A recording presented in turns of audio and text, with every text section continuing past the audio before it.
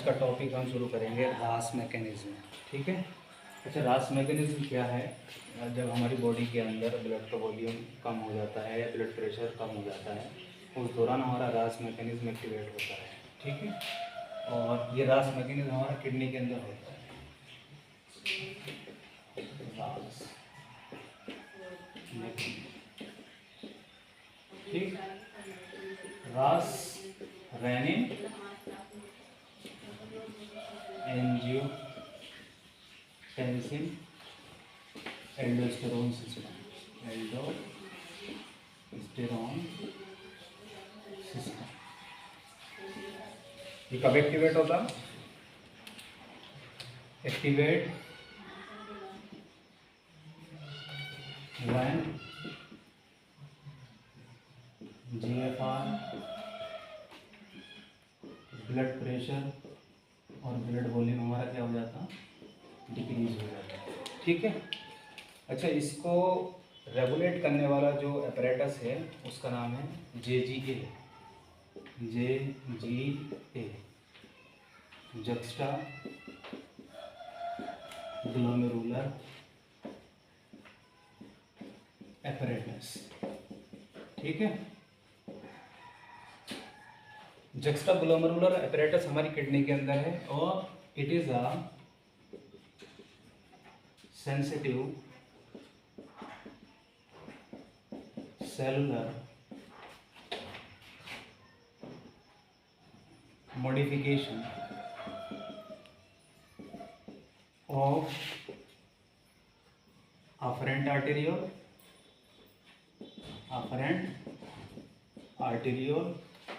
and distal convoluted tubule। ठीक है। Distal convoluted tubule. अब इसके एसोसिएशन को देखते हैं ये कहाँ पर प्रेजेंट है। ठीक। तो वैसे हम तो जानते हैं अफरेंट आर्टेरियोल के बारे में और DCT के बारे में। अफरेंट आर्टेरियोल आपका ब्लड वेसल्स का पार्ट है और डिस्टल कॉन्वोल्यूटेड ट्यूब्यूल आपका नेफ्रॉन का पार्ट है, which is the structure and function unit of kidney. ठीक है। तो उसमें सबसे पहले हम एक नेफ्रॉन का स्ट्रक्चर बना लेते हैं।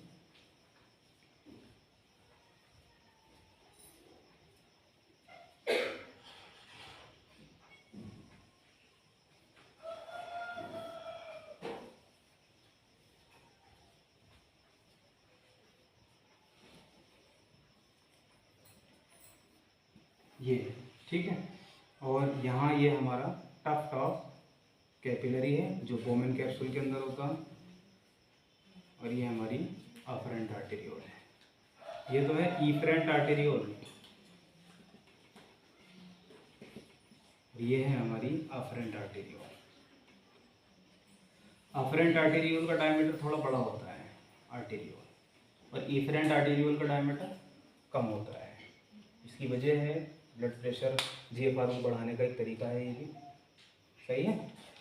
तो ये वाला पार्ट जो है ये हमारा DCT वाला पार्ट है, डिस्टल कॉन्वोल्यूटेड ट्यूब्यूल। अब इन दोनों पार्ट का एसोसिएशन, ये जो अफरेंट आर्टेरियोल और DCT, इसके एसोसिएशन को हम क्या बोलते हैं?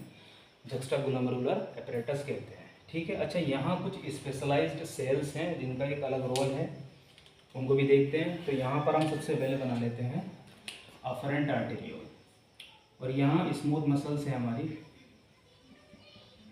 ये हमारी स्मूथ मसल्स होती हैं, स्मूथ मसल्स जो मॉडिफाइड हैं और किस में कन्वर्ट हो जाती है, या जो स्पेशलाइज्ड स्ट्रक्चर बनाती हैं, इन्हीं को हम JG सेल कहते हैं। JG cells, juxta glomerular cells, जो क्या रिलीज करती है? रेनिन। कब रिलीज करती है? जब आपका ब्लड प्रेशर क्या हो जाए? लो हो जाए। दूसरा एक और स्ट्रक्चर है इसी के पास, ये तो हमारा हो गया अफरेंट आर्टेरियोल का पार्ट, और यहीं पर हमारे पास में, ठीक है, DCT है ये। और DCT की जो ये सेल्स होती हैं ये कॉलमनर टाइप की होती है, कॉलमनर एपिथेलियम, और इनके इस पैचेस को हम बोलते हैं मैक्यूला डेंसा। Macula densa.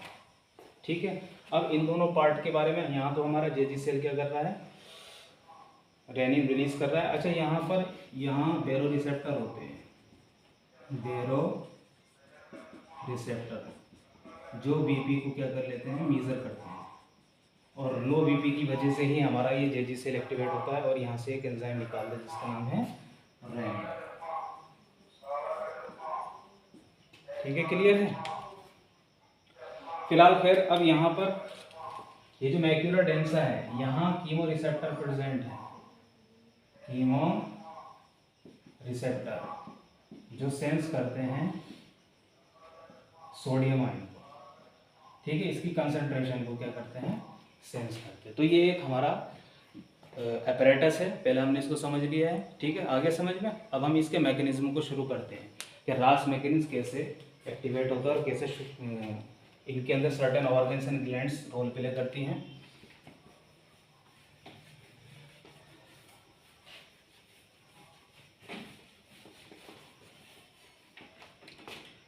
तो यहाँ पर renin angiotensin aldosterone system, regulation of kidney, regulation of kidney, kidney को जो रेगुलेट किया जाता है by hormonal feedback mechanism, hormonal feedback mechanism. ठीक है, बाय हार्मोनल फीडबैक मैकेनिज्म के जरिए से हम ब्लड प्रेशर को बढ़ाएंगे, ब्लड के वॉल्यूम को बढ़ाएंगे, जीएफआर को बढ़ाएंगे। तो देयर आर सर्टेन ऑर्गन्स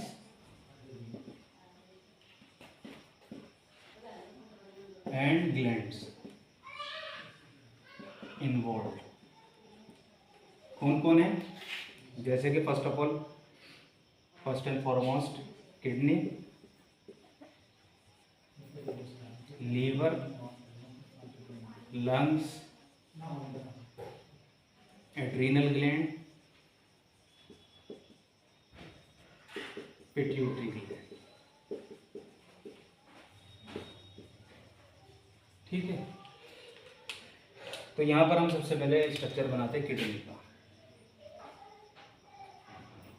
ठीक है, तो किडनी से कौन सा हार्मोन निकलता है, रेनिन।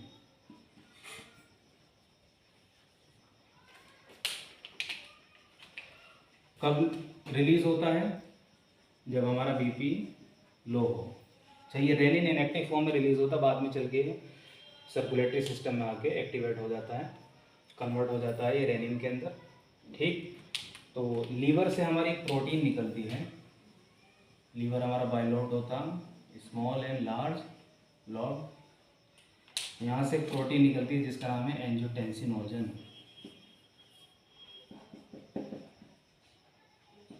एंजियोटेंसिनोजन ये कन्वर्ट कर देती है रेनिन इसको, एंजियोटेंसिनोजन को एंजियोटेंसिन फर्स्ट के अंदर, एंजियोटेंसिन फर्स्ट में। फिर ये एंजियोटेंसिन फर्स्ट जो आपका ब्लड सर्कुलेटरी सिस्टम में मौजूद है, तो यहाँ हमारा लंग है, तो लंग्स को देख लेते हैं।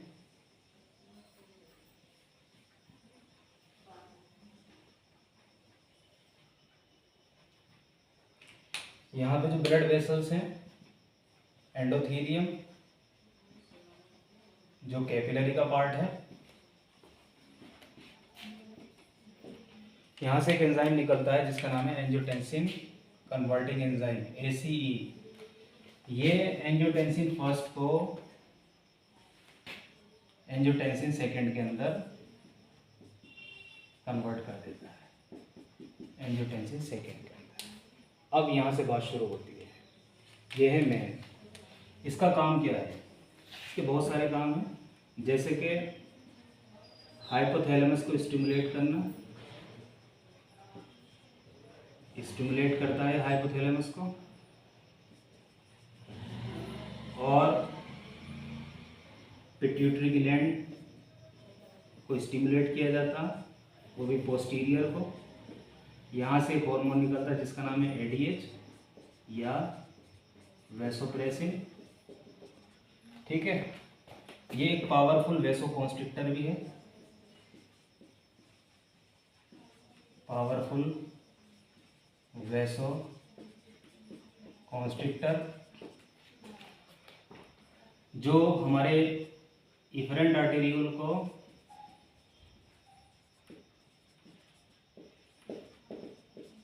एंड अदर ब्लड वेसल्स को कॉन्स्ट्रिक्ट करा देता है। यही एंजियोटेंसिन एड्रीनल ग्लैंड पे एक्ट करता। एड्रीनल ग्लैंड पता है, एड्रीनल ग्लैंड हमारी कहाँ होती है? किडनी के ऊपर। इसी वजह से इसको हम सुप्रारीनल ग्लैंड भी कहते हैं, एड्रीनल ग्लैंड। ये होगी हमारी किडनी और ये हमारी एड्रीनल ग्लैंड। एड्रीनल ग्लैंड से एक हार्मोन निकलता है जिसका नाम है एल्डोस्टेरोन। ये डीसीटी पे एक्ट करके यहाँ से सोडियम एंड वाटर का रीअब्सॉर्प्शन कराता। ठीक है, अच्छा, ये पावरफुल वैसोकॉन्स्ट्रिक्टर है, एफरेंट आर्टेरियोल और अदर ब्लड वेसल्स को कॉन्स्ट्रिक्ट करा के यहाँ से जीएफआर बढ़वाता है, जीएफआर। ठीक है, और एडीएच एक्ट करता है आपका कलेक्टिंग डक्ट पर, नेफ्रॉन की जो कलेक्टिंग डक्ट है, और वहाँ से वाटर का रीअब्सॉर्प्शन कराएगा। किसका? वाटर का। ओवरऑल इन सारे इफेक्ट के जरिए से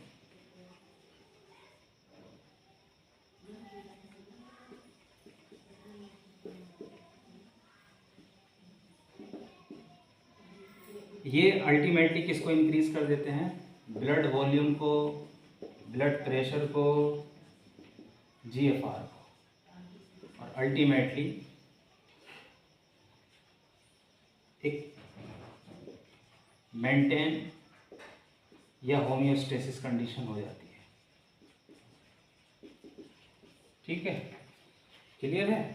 तो ये रास मैकेनिज्म है, इसके ज़रिए से हमारा ब्लड वेसल्स जो है